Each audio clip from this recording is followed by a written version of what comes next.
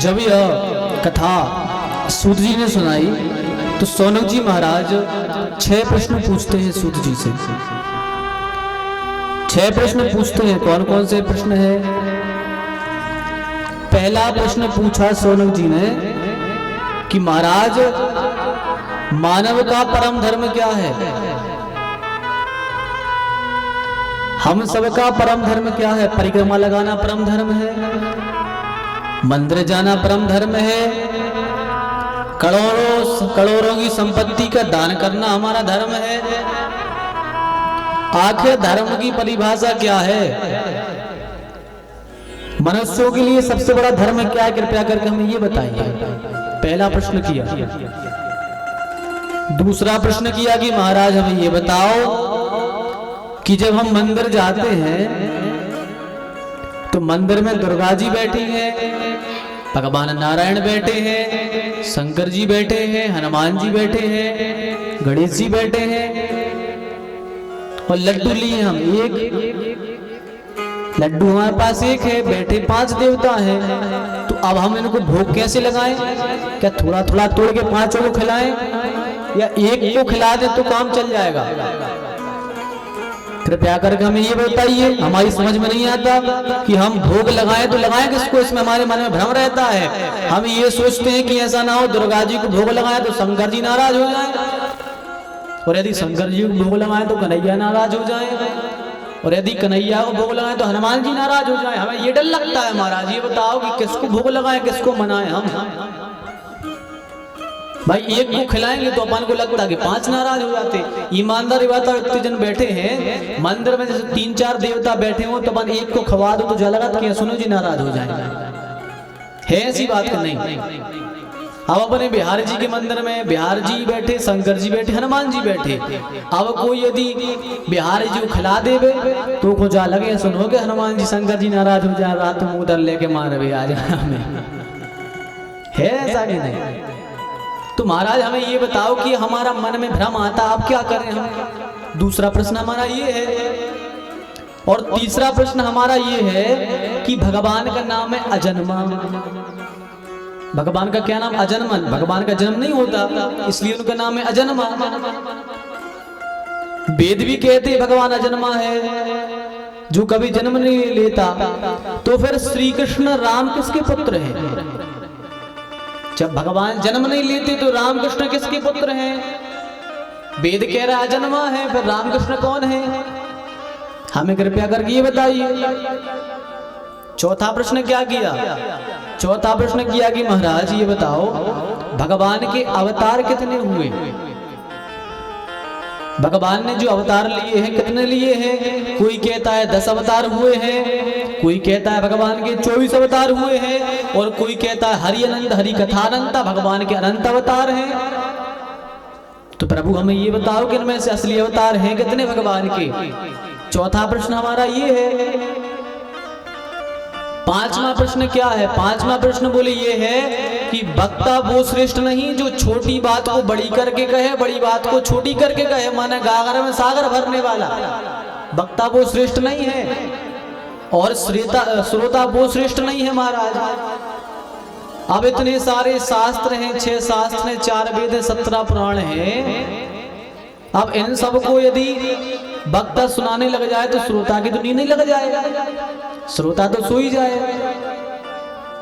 यदि हम मूल कथा जो मूल शब्द हैं, यदि वही कथा के मूल शब्द हम आपको सुनाने लग जाए तो आप सब बहुत 15-20 मिनट में सब सो जाओ।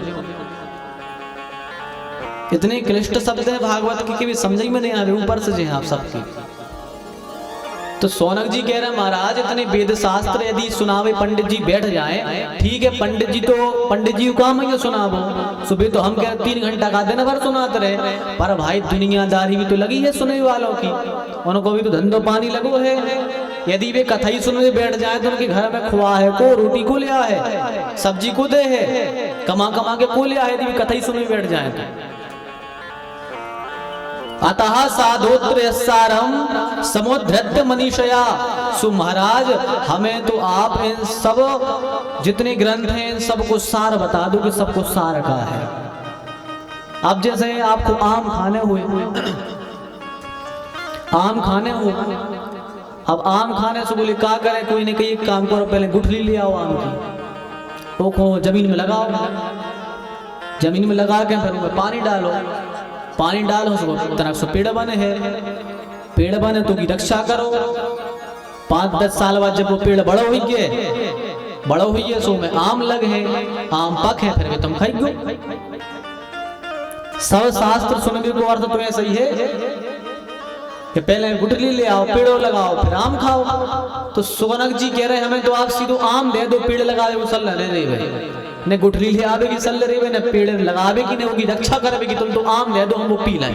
माने सब शास्त्रों को सार का है, हमें तो वो बता दो, हमें सब नहीं सुनने, सीधी सीधी बात जा है। तो 5वां प्रश्न किया ये, और 6वां प्रश्न किया महाराज ये बताओ, भगवान जब अपनी लीला करके यहां से जाते हैं, भगवान अपन कहते हैं कि धर्म संस्थार नाथाय संभवामि युगे युगे, भगवान युग युग में धर्म की स्थापना करने आते हैं। और जब भगवान यहाँ से चले जाते हैं तो धर्म किसकी शरण में जाता है? धर्मः कम शरणं गतः, धर्म किसकी शरण में जाता है? भगवान धर्म की स्थापना करने आते तो फिर वो उनके साथ चला जाता है क्या? हमें कृपया करके ये भी बताइए। तो ये 6 प्रश्न किए हैं शौनक जी ने सूत जी महाराज से। जैसे ही सूत जी ने यह प्रश्न सुनिए गदगद हो गए, वाह बहुत प्यारे प्रश्न किए हैं। जब प्रश्नों को सुना तो कहा ठीक है हम तुम्हें सब उत्तर देंगे, पर पहले हम अपने गुरु का ध्यान तो कर लें। तो सूत जी कहते हैं, क्या कहते हैं? यम प्रव्रजन्तमनुपेतमपेत कृत्यम द्वैपायनो विरह कातरया जुहाव पुत्रेति तन्मयतया तरवोऽभिनेदुस् तं सर्वभूत हृदयं मुनिमानतोऽस्मि। सूत जी के गुरुदेव कौन है? सूत जी के गुरु जी है सुखदेव जी महाराज। कोई भी व्यक्ति यदि कुछ सुनाता है तो पहले अपने गुरु का ध्यान करता है, उसके बाद में कथा चालू करता है। तो ये प्रश्न जैसे ही सुने सूत जी ने सबसे पहले अपने गुरु का ध्यान किया। इनके गुरु कौन है? सुखदेव जी। ये सुखदेव हैं कौन? ये सुखदेव माता राधा जी के गोलोक में रहने वाले सुख हैं। माता राधा जी के गोद में खेला करते हैं सुखदेव, गोलोक में रहते हैं, निरंतर भगवान का नाम लेते हैं, ये वही सुख है। भगवान श्री कृष्ण से राधा जी से कहा, राधे चलो अपन को लीला करने चलना है, धर्म की स्थापना करने चलना है संसार में, चलो। राधा जी ने कहा चलो ना। सुखदेव जी को ले, माँ हमें अकेले छोड़ के जा रही हो, हम आपके बिना नहीं रह पाएंगे। तो राधा जी ने कहा बेटा सुख आपको लेके कैसे चले जाए हम? भाई लीला हमें और कान्हा को करनी है, आपका वहां कोई काम ही नहीं है, आपकी कोई पात्रता बची नहीं है, आपको क्या पात्र बना के ले चले? सब पात्र बुक हो गए, सब अपने अपने बन गए, आपको क्या बना के ले चले? सुखदेव जी बोले माँ मैं आपके बिना नहीं रह पाऊंगा, मुझे तो चलना है आपके साथ में। तो राधा जी ने कहा अब क्या करें? तो सुखदेव ने कहा माँ एक काम करते हैं, आप दोनों करना लीला, आप दोनों करना लीला और हम आपकी लीलाओं का बखान करेंगे, हम लीलाओं को सुनाएंगे, हम गाएंगे अपने मुख से लीला। राधा जी ने कहा हाँ ये ठीक है, ऐसा कर लो आप। पर सुखदेव ने कहा माता संसार में जाने के बाद में माया व्यक्ति को घेर लेती है, यदि हम भी संसार में जन्म लेके जाएंगे तो माया हमें भी घेर लेगी। राधा जी ने वरदान दिया, बोले नहीं बेटा तुम्हारे लिए संसार में माया नहीं घेरेगी, तुम चले जाओ, तुम्हें माया नहीं घेरेगी। तो सुखदेव ने कहा ठीक है मैं जाता हूँ। तो सुखदेव गए और एक अंडे के रूप में जाकर के अमरनाथ की गुफा में विराज गए।